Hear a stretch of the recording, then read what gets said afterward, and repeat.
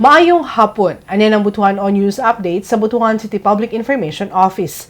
Gipailam sa Basic Incident Command System Training ang mga barangay officials tanod ug nagkadaiyang ahensya sa gobyerno aron mapalambo ang ilang kahibalo sa kahapsay ug organisadong pagresponde sa mga kalamidad ug insidente. Sa nasangpit nga pagbansay, natudluan ang mga partisipante sa standard nga pamaagi sa pagdumala sa emerhensya, gikan sa pagplano hangtod sa aktual nga pagresponde. Nasabtan usab nila unsaon pag-organisa sa mga lakang sa ilang barangay aron malikayan ang kalibog ug mapaspasan ang kinahanglang aksyon sa oras sa panginahanglan. Dako ang epekto niini sa komunidad tungod kay mas mapakusgan ang koordinasyon ug sa paggamit sa mga resources.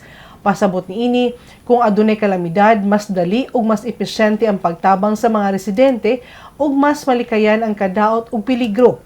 Gipangunahan ang aktibidad sa City Disaster Risk Reduction and Management Department subay sa mandato sa Office of the Civil Defense, isip kabahin sa paranyang paningkamot nga mapanalipdan ang kinabuhi ug kabtangan sa katawhan.